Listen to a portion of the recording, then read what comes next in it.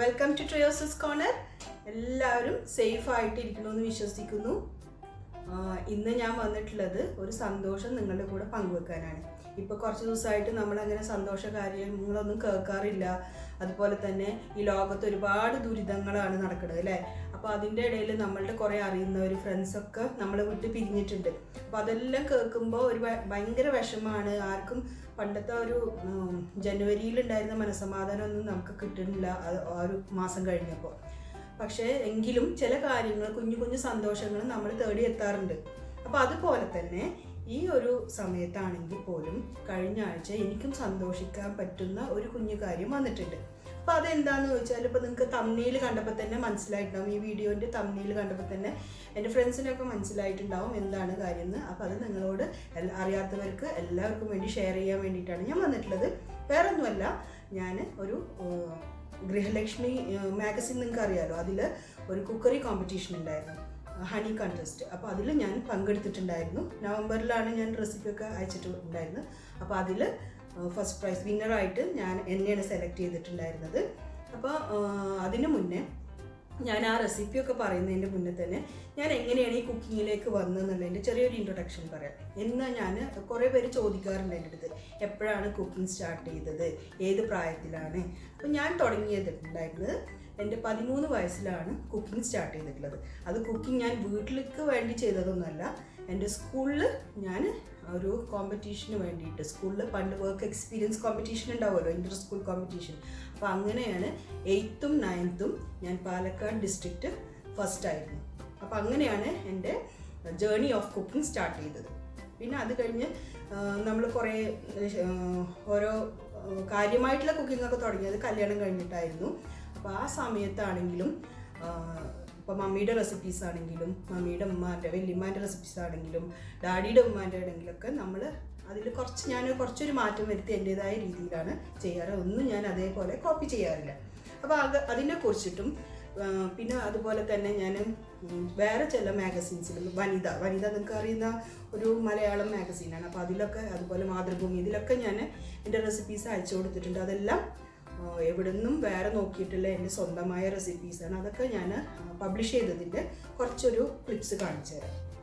അപ്പോൾ തുടങ്ങാം അല്ലേ. അത് ഈ വീഡിയോ എൻ്റെ മാഗസീൻസൊക്കെ കഴിഞ്ഞിട്ട് എനിക്ക് ഫസ്റ്റ് കിട്ടിയ ഈ ഹണി കണ്ടസ്റ്റിൻ്റെ റെസിപ്പി എങ്ങനെയാണ് എന്നുള്ളത് ഷെയർ ചെയ്യുന്നുണ്ട്. അപ്പോൾ നോക്കിയാലോ. ഞാൻ പറഞ്ഞ പോലെ തന്നെ ഇതായിരുന്നു എൻ്റെ ആദ്യത്തെ റെസിപ്പി ബുക്ക്. ഞാൻ 8th പഠിക്കുമ്പോൾ ഞാൻ കോമ്പറ്റീഷന് പോകുമ്പോൾ തുടങ്ങി വെച്ച റെസിപ്പി ബുക്കായിരുന്നു ഇത്. എനിക്ക് അന്ന് യൂസ്ഫുൾ ആയിരുന്നു. പക്ഷേ ഞാൻ ആ ഒരു 1 വീക്ക് മാത്രമല്ല നമ്മൾ അങ്ങനത്തെ കോമ്പറ്റീഷനൊക്കെ പ്രിപ്പയർ ചെയ്യുമല്ലോ. അപ്പോൾ അത് കഴിഞ്ഞിട്ട് അതിലും യൂസ്ഫുൾ ആയത് ഞാൻ കുവൈറ്റിലേക്ക് വരുമ്പോഴാണ്.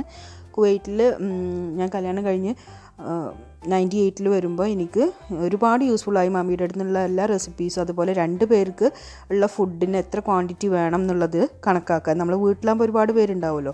അപ്പോൾ ഇപ്പോഴും ഈ റെസിപ്പി ബുക്ക് ഞാൻ കയ്യിൽ വെച്ചിട്ടുണ്ട്. എൻ്റെ മക്കളും ചിലപ്പോൾ അത് യൂസ് ചെയ്യാറുണ്ട്. പിന്നെ ഇതെൻ്റെ SSLC ബുക്കിൽ, ഇതിലാണ് ഞാൻ ആ പറഞ്ഞ കോമ്പറ്റീഷൻസിൻ്റെ ഒക്കെ ഡീറ്റെയിൽസ്, വിന്നറായതിൻ്റെ ഒക്കെ. അപ്പോൾ ഇതായിരുന്നു എൻ്റെ ഫസ്റ്റ് വിൻ ചെയ്തതിൻ്റെ കാര്യങ്ങൾ. പിന്നെ മഹിളാരത്നം, വനിത, ഇതിലൊക്കെ ഒരുപാട് റെസിപ്പീസ് എൻ്റെ വന്നിട്ടുണ്ട്. ഇത് ഒരു ഈജിപ്ഷ്യൻ റെസിപ്പിയാണ്. ഇത് രണ്ടും എനിക്ക് പ്രൈസ് വിന്നിങ് റെസിപ്പീസായിരുന്നു. കൊഷാരി എന്ന് പറയും, ഈജിപ്തിൻ്റെ ട്രഡീഷണൽ ഫുഡ്. പിന്നെ അതുപോലെ വേറെ 2018 വനിതയിലത്തെയാണ്. അപ്പോൾ ഈ സാലഡും ഈ നെല്ലിക്ക കറിയൊക്കെ ഞാൻ യൂട്യൂബ് ചാനലിൽ ഇട്ടിട്ടുണ്ട്. ഞാൻ അതിൻ്റെ ലിങ്ക് ഡിസ്ക്രിപ്ഷൻ ബോക്സിൽ ഷെയർ ചെയ്യാം കേട്ടോ. പിന്നെ ഇത് 2019 അതേപോലെ തന്നെ ഷെയർ ചെയ്തതായിരുന്നു. പച്ചത്തക്കാളി അച്ചാറൊക്കെ. അപ്പോൾ ഇതൊക്കെ എൻ്റെ സ്വന്തം റെസിപ്പീസാണ്. അപ്പോൾ നമുക്ക് കൂടുതൽ കാര്യങ്ങൾ എന്തൊക്കെയാണെന്ന് നോക്കാം. പിന്നെ ഇത് പറഞ്ഞത് മാതൃഭൂമിയിൽ വന്നിട്ടുണ്ടായിരുന്നു. പിന്നെ ഈ ഗൃഹലക്ഷ്മി ഈ ഏപ്രിലത്തെയാണ്. എനിക്കിവിടെ കിട്ടിയിട്ടില്ല, ലോക്ക്ഡൗൺ ആയ കാരണം. അപ്പോൾ അതിൽ റെസിപ്പി വന്നു. പിന്നെ വിന്നറായിട്ട് അനൗൺസ് ചെയ്തത് ഈ പുതിയ ഗൃഹലക്ഷ്മിയിലായിരുന്നു. അപ്പോൾ ഇത് രണ്ടും, ഇതിൻ്റെ കോപ്പീസ് എനിക്ക് എൻ്റെ ഫ്രണ്ട്സ് നാട്ടിൽ നിന്ന് അയച്ചതെന്നാണ് ഈ വീഡിയോസ്. സുധ, ഷർമിള, അവരോട് ഒരുപാട് താങ്ക്സ്. ഒരുപാട് സപ്പോർട്ടാണ് അവരൊക്കെ എനിക്ക്. അപ്പോൾ അതിൻ്റെ വിന്നർ ആയിട്ട് അനൗൺസ് ചെയ്ത ഒരു പേജാണ് ഇത്. അപ്പോൾ ആ റെസിപ്പി എന്തായിരുന്നു എന്ന് നമുക്ക് നോക്കാം. അപ്പോൾ ഈ റെസിപ്പിയുടെ പേരാണ് മാലിക്കിയ എന്ന്. ഇത് യമനിൽ പറയുന്ന പേരാണ്. സെയിം റെസിപ്പി സൗദിയിൽ പറയുമ്പോൾ അതിൻ്റെ പേര് മാസൂബ് എന്നാണ്. അതുപോലെ തന്നെ സോമാലിയയിലും ഈ റെസിപ്പി ഉണ്ട്. അതിൻ്റെ പേര് ഫീറ്റാമൂസ് എന്നാണ്. ഫീറ്റാമൂസ് എന്ന് പറഞ്ഞിട്ടുണ്ടെങ്കിൽ മാഷ് വിത്ത് ബനാനാസ് എന്നാണ് അർത്ഥം. അപ്പോൾ ഇതിൽ നമ്മൾ റോബസ്റ്റ പഴവും തേനുമാണ് ഇതിൻ്റെ മെയിൻ ഇൻഗ്രീഡിയൻറ്റ്. അതുപോലെ തന്നെ നമുക്ക് ഇഷ്ടമുള്ള ഇൻഗ്രീഡിയൻസ് ഒക്കെ ഇതിൽ യൂസ് ചെയ്യാം. ഞാനിവിടെ നട്ട്സ്, റൈസിൻസ് ഒക്കെ യൂസ് ചെയ്തിട്ടുണ്ട്. അതിൻ്റെ ഡീറ്റെയിൽ ആയിട്ടുള്ള കാര്യങ്ങൾ ഞാൻ ഡിസ്ക്രിപ്ഷൻ ബോക്സിൽ കൊടുക്കാം. അപ്പോൾ നട്ട്സ് യൂസ് ചെയ്യുന്നുണ്ട്, അതുപോലെ റൈസിൻസ്, ഡേറ്റ്സ്, പിന്നെ ഇത് പിസ്ത എൻ്റെ അടുത്തില്ല, പൊടിച്ചതേ ഉള്ളൂ, അപ്പോൾ അതാണ് യൂസ് ചെയ്തിട്ടുള്ളത്. പിന്നെ എള്ള്, കറുത്ത എള്ളും വെളുത്ത എള്ളും യൂസ് ചെയ്യുക. പിന്നെ ക്രീം ചീസ് നമുക്ക് വേണം.